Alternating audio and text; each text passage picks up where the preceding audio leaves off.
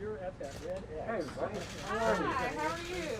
Mr. President, this is Dr. Barney Graham, who's the chief of the group that made the vaccine. And this is Dr. Kazmekia Corbett, Nice to meet you. who is very much involved in this process. Well, Barney's going to tell you a little bit about what I was alluding to just a moment ago. please. I'd like to tell you the 20-year history, but I'll just go back 10 years and tell you a little bit about the kind of proteins we study. This is a representation of the virus, and these spike proteins are what help the virus get into a cell. What we've learned over these last 10 years is that not just for this virus, but for other viruses, if you can control this spike protein, and this is the scale of this, about 10 million of these can fit on the head of a pin. And this is about 10 million times larger than the actual protein, but we can see it in this kind of detail. The antibodies recognize the surfaces and shapes of this. So what we've learned is that you have to not only know the structure, but hold it together by creating mutations inside to hold it in the right shape.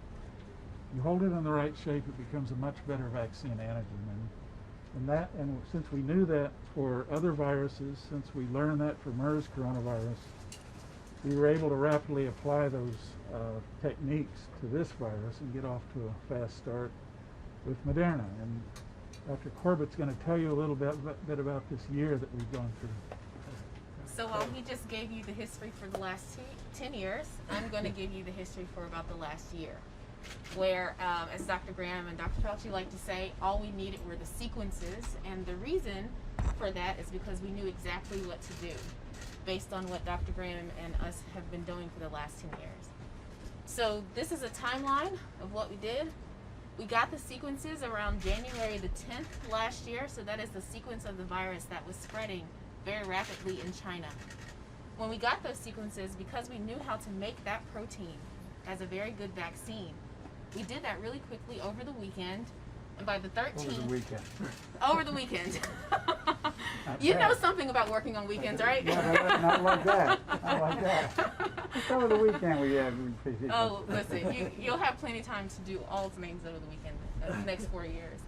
So we decided very quickly with Moderna that we were going to make this vaccine, and we were going to use... when did Moderna get into this? Did you guys contact Moderna? We worked with Moderna during the Zika outbreak. Okay. And so we helped them with some of their animal studies. We were making one kind of vaccine. They were making an mRNA vaccine. Gotcha. And we learned that their technology was good. And so we made a deal in 2017 to work on paramyxoviruses with the prototype and with coronaviruses with the prototype, which is that MERS coronavirus. Yeah, okay. We've been working with Moderna in a formal collaboration since 2017.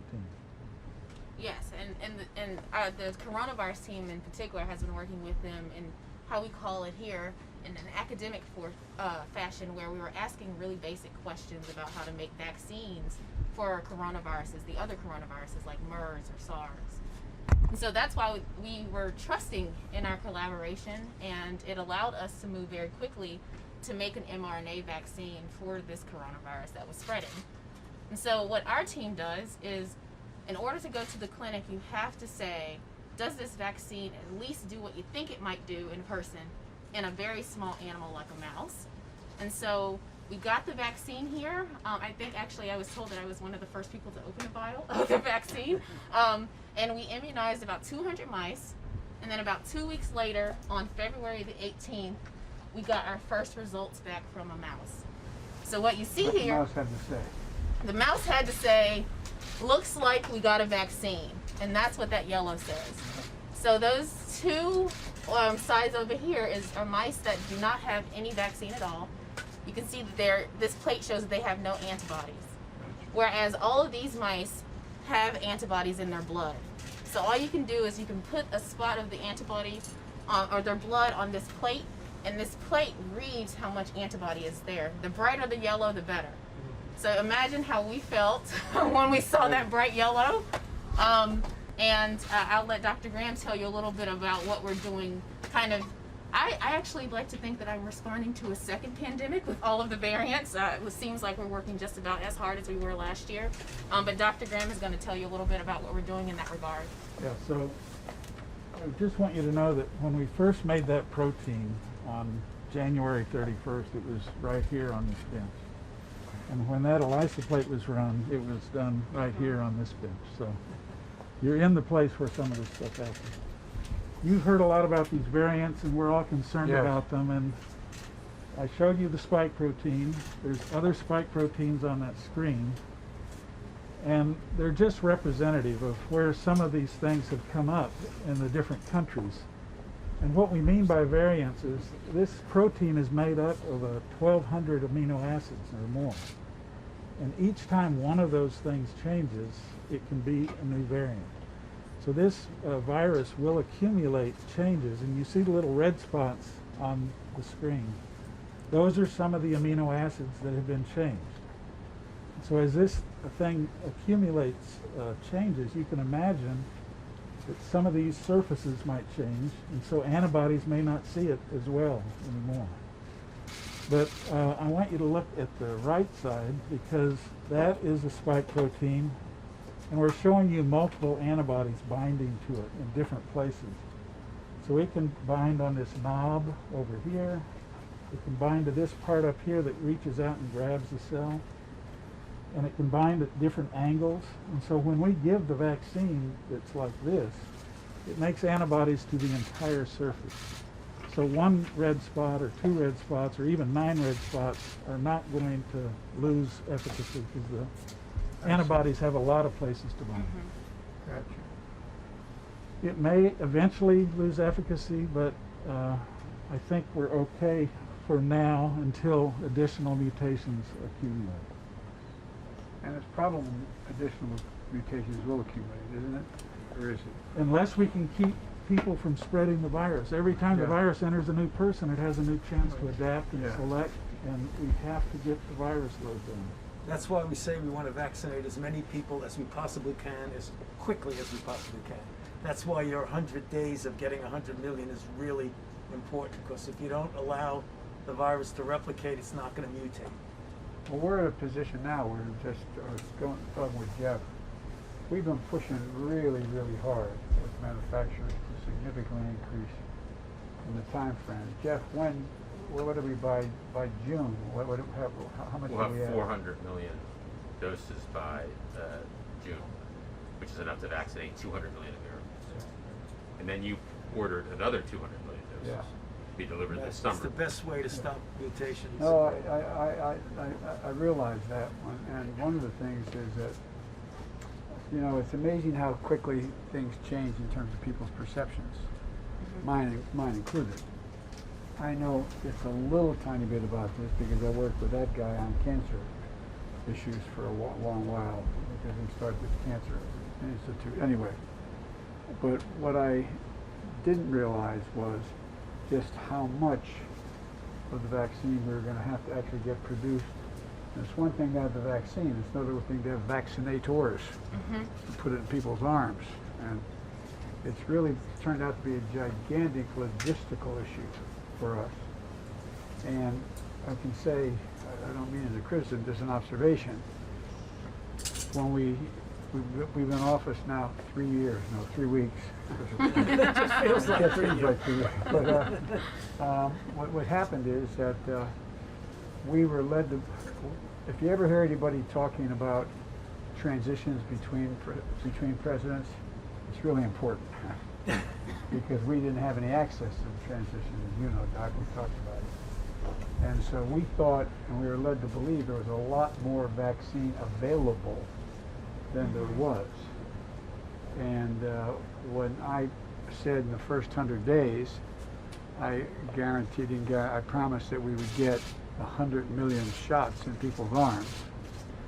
Everybody said, "Oh, you can't do that. It's amazing." Now I'm getting, why can't you get more? Now we're getting a lot more, as on average. It could be significantly more.